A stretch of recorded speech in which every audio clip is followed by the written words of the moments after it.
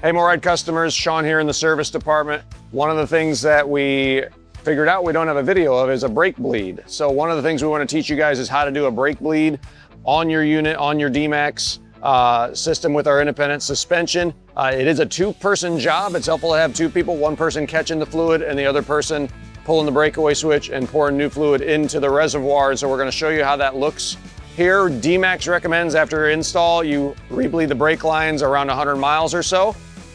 Typically speaking, I don't know how many of our customers do that and don't have issues, and that's great, that's fine. But with the hydraulic braking system, anytime you have one of those, you've got that half to a second of delay. That's something to get used to.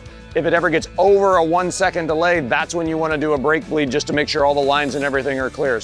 So all in all, the brake bleed process takes anywhere from 5 to 10 minutes when you've got somebody helping you out. What you want to do is find the actuator pump where that's located on the trailer, and you want to go to the opposite side, furthest back, start there, work your way forward on that side, and then come to the other side where the actuator pump is on inside the front compartment. Again, work back to front.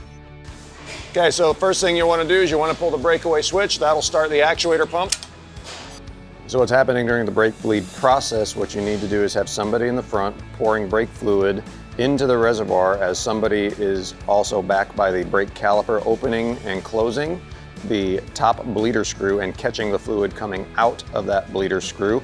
Once complete, they'll move to the next one and repeat the process of opening and closing the top bleeder screw while someone is up in the front filling the actuator pump with fluid to keep that fluid moving through the lines and getting the air and any other sorts of things out of the lines that need to.